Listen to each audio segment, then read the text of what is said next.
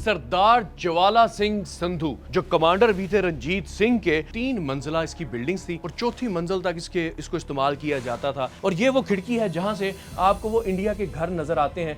दरो दीवार के ऊपर यहाँ पर सब्जा उगा हुआ है। जंगली कबूतरों ने अब इसके अंदर अपनी आमाज गाहें बना ली हैं। दोनों मंजिलें जो हैं उनकी छतें टूट चुकी हुई हैं, मुनहदिम हो चुकी हुई हैं सारी दरो दीवार। डिस्ट्रक्शन की जो मेजर कॉज है वो मैं आपको बताता चलूँ कि 1965 और 1971 की जो 2 मेजर वॉर्स हैं उन्होंने इसे बहुत डिस्ट्रैक्ट किया है। आप कितनी नस्ल में से हैं ज्वाला सिंह साहब? मैं जो है वो सरदार ज्वाला सिंह संधू की 8th जनरेशन हूँ। जनाब यहाँ पे खुफिया कमरा भी है शायद। नाज़रीन यहाँ पर चमगादड़ें उड़ रही हैं। ओ घर बनाए हुए नाज़रीन, ये आई है आज भी जनाब इनके साथ ही रह रही हैं। तो ये आई ओ जनाब इन्होंने छतों के ऊपर वो देखें उल्टी लटकी हुई चमगादड़ें आपने ये देखें नाज़रीन, ये ओ ओ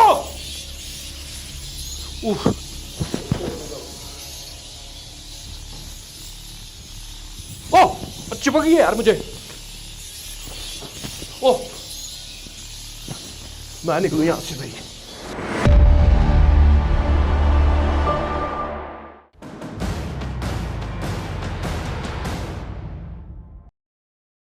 अज़ीमुश्शान शहंशाह फरमा रवा हमेशा हमेशा सलामत रहे। नाज़रीन इस वक्त मैं मौजूद हूँ सरदार ज्वाला सिंह संधू की हवेली में।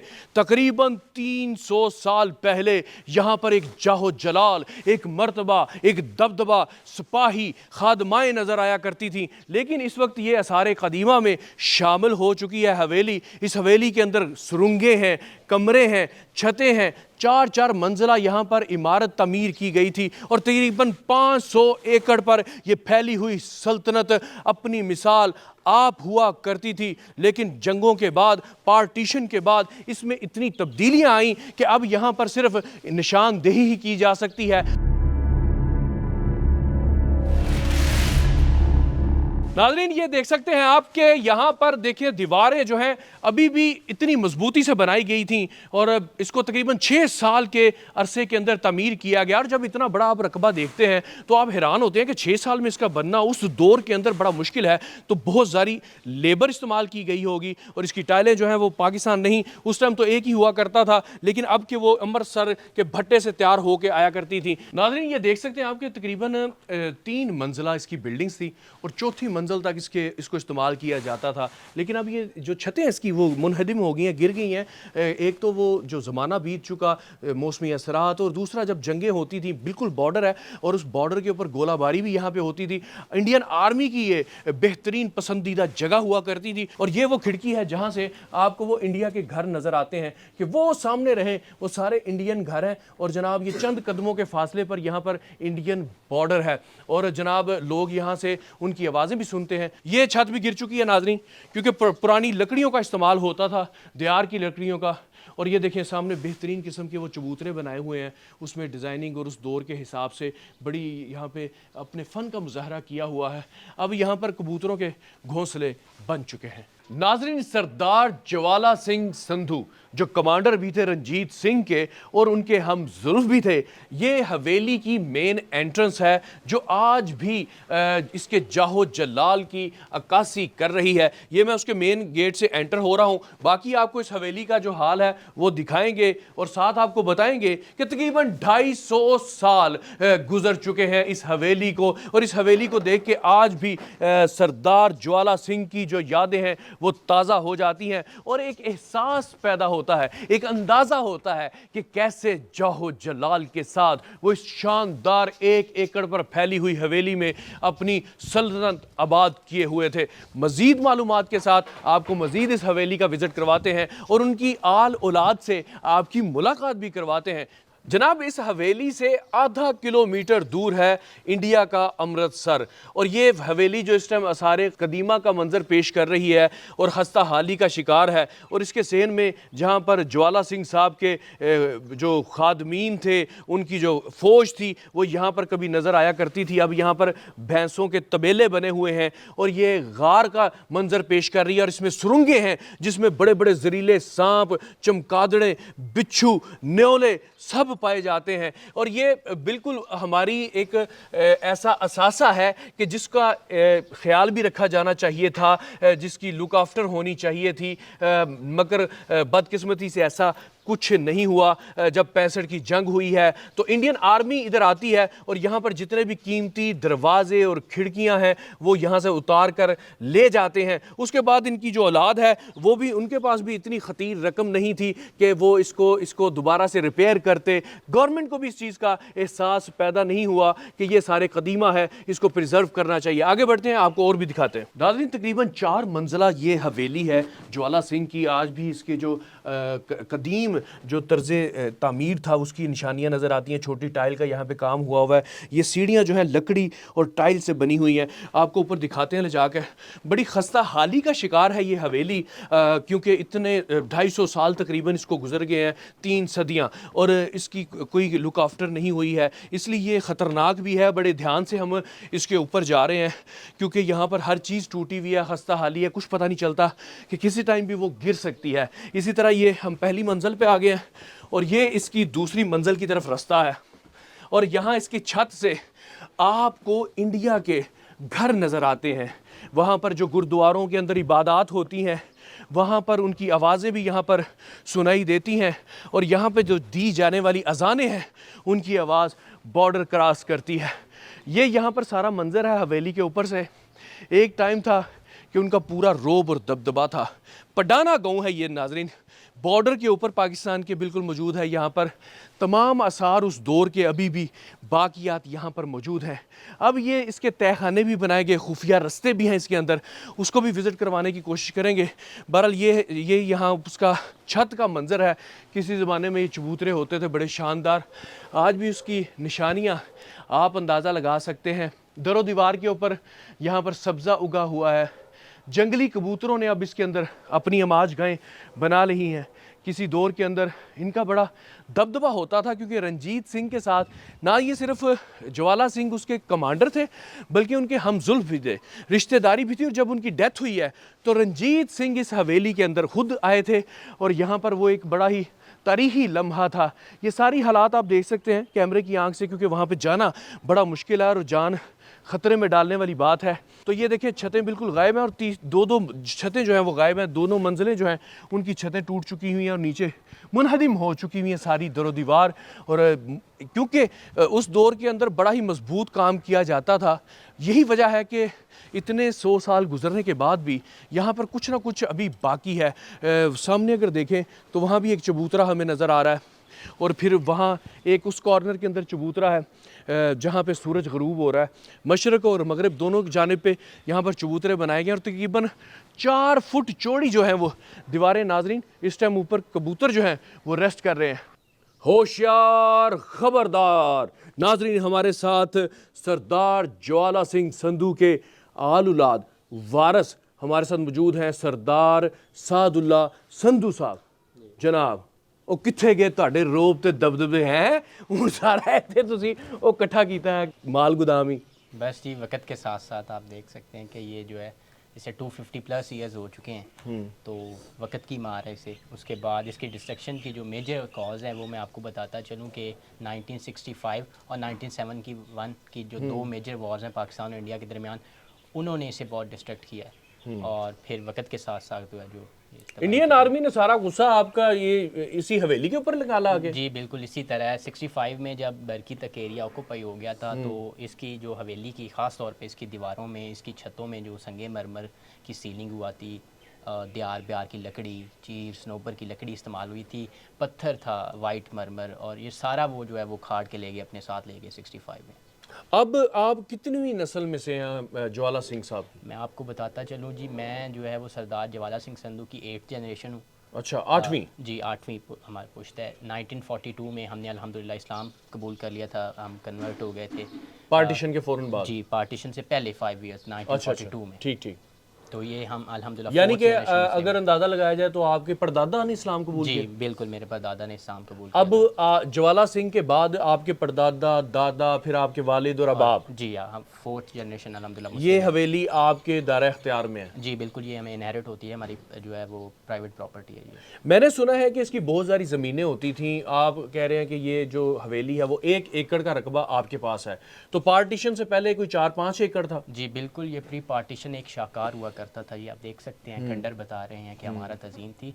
इसके साथ जो हर किस्म की जो पार्किंग थी और गेस्ट रूम्स वगैरह थे, अस्तबल थे, माल मवेशी वगैरह के लिए, इनके नौकरों चाकरों के लिए हर चीज़ बनाई गई थी। तो वो तकरीबन एक मुरब्बा के करीब जो है वो रकबा था। फिर वक्त के साथ साथ जब पार्टीशन के बाद जो है वो माइग्रेट होके जब माइग्रेशंस हुई तो वो सारे आके यहाँ बैठ गए, उन्होंने ऑक्यूपाई कर लिया।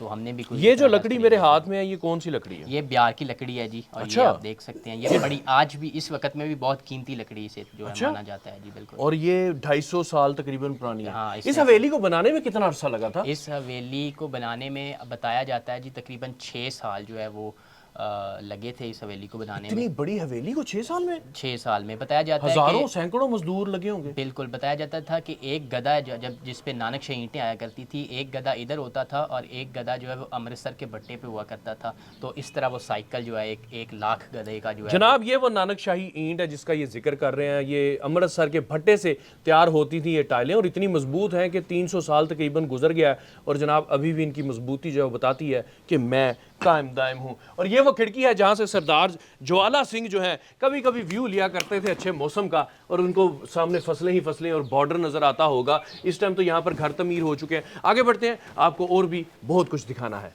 जनाब ये वो पुराने नक्शो निगार हैं, ये डॉटें जिस तरह बनाई जाती थी हवेलियों की अभी भी यहाँ पर देखी जा सकती हैं। सरदार साहब मुझे बताइएगा कि ये लकड़ी है क्या है? ये जी रेड मार्बल है, आपको बताता चलूँ। और इसकी ये स्पेशलिटी हवेली की हम जो काउंट करते हैं वो ये है कि ये रेड मार्बल जो है ये पूरे सब कॉन्टिनेंट में 4 प्लेसेस में इस्तेमाल हुआ है। सिर्फ 4 जगहों? सिर्फ 4 जगहों में, एक नेपाल में, इंडिया में, एंड फोर्थ वन इज़ हवेली सरदार ज्वाला सिंह। ये किसी खास जगह से निकाला जाता है रेड मार्बल? जी बिल्कुल, ये बहुत कीमती पत्थर है और ये मुगल आर्किटेक्ट्स में इस्तेमाल हुआ करता था। चारों तरफ चबूतरे बनाए गए थे, इस पर डिफेंस सिस्टम के लिए बंदे बिठाया करते थे। हाँ, उस वक्त में चारों तरफ से आप देख सकते हैं।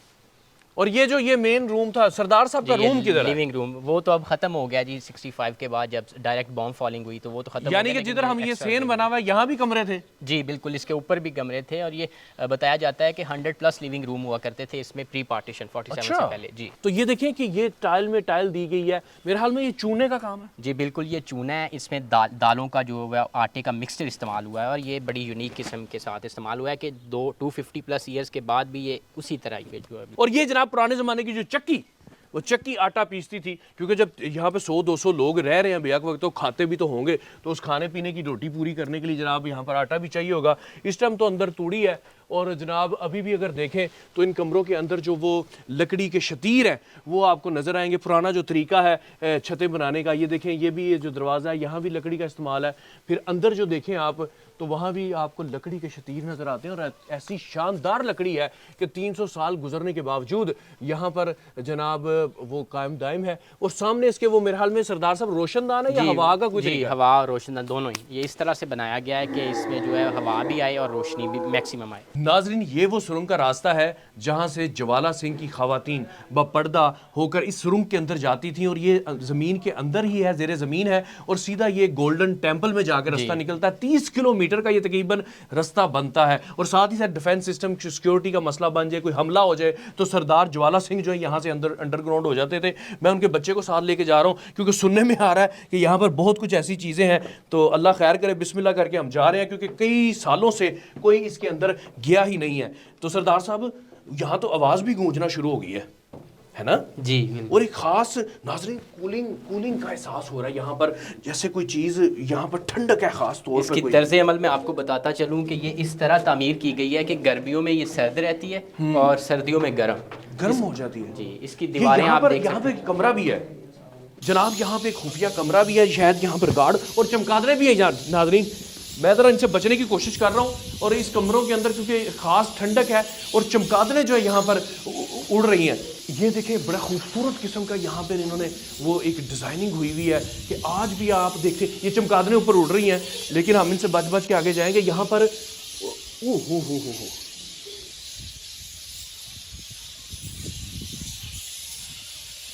नाज़रीन, यहाँ पर चमगादड़ें उड़ रही हैं, मगर फिर भी हम अंदर जाने की आपको दिखाने की कोशिश करते हैं। बड़ा ख़ास तरीके से इसको बनाया गया है। ये देखें कि ये मेरा कैमरामैन आपको दिखाए तो चमगादड़ें जो है यहाँ पर बड़े खुशी खुशी से झूम रही हैं।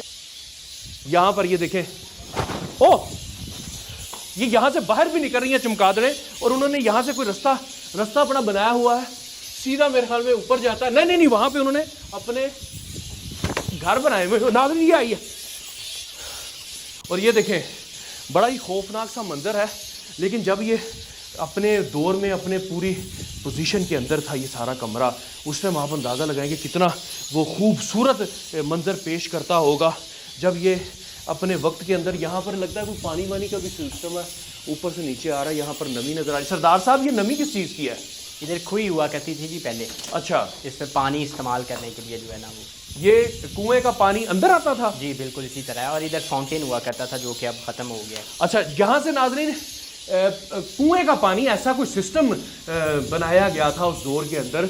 ऐसी कारागरी है, फनकारी है कि आप देखें कि उस टाइम ना कोई मोटर, कोई पंप, वाटर पंप नहीं होते थे, लेकिन वो आबशार की तरह पानी यहाँ से आता था और यहाँ से जनाब नीचे की तरफ जाता था। इस टाइम तो ये लगता है कोई नशइयों की माजगाई बनी हुई है, यहाँ पर बोतलें टूटी हुई हैं।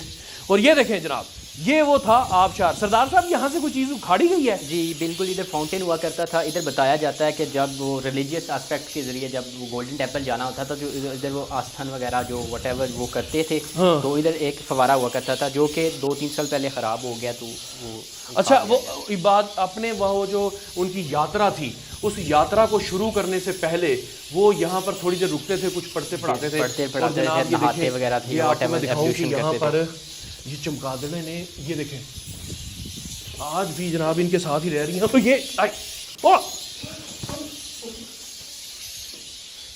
जनाब इन्होंने छतों के ऊपर वो देखें उल्टी लटकी हुई चमगादड़ें। आपने सुना तो होगा कि चमगादड़ें उल्टी लेटती हैं, लटक के सोती हैं। ये देखें आपको नज़र आ रहा होगा कि छतों के ऊपर चिपकी हुई हैं और बेहतरीन इंजॉय कर रही हैं। सारे कदीमा को चमगादड़ें इंजॉय कर रही हैं।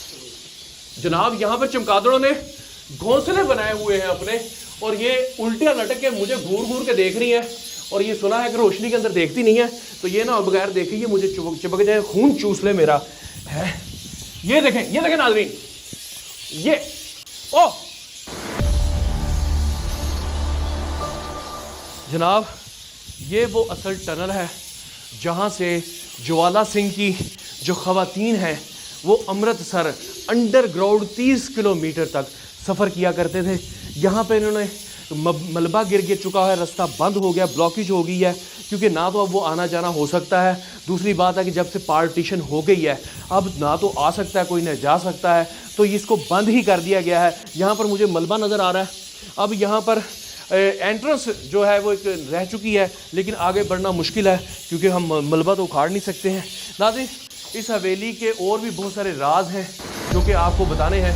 नाज़रीन कैसी कारागरी है कि एक एक छोटा छोटा पिलर जो है वो इन्होंने नान की ईंट जिसको कहते हैं उससे ये बनाया गया। और ये जनाब देखें अभी भी बड़ा ज़बरदस्त लग रहा है। ऑक्सीजन की यहाँ पे इस टाइम कमी है, तो मैं बाहर निकलता हूँ क्योंकि सांस लेना मुश्किल हो चुका है।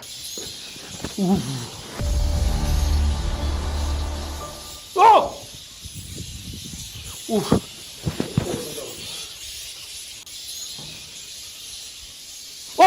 चिपक गई है यार मुझे। ओह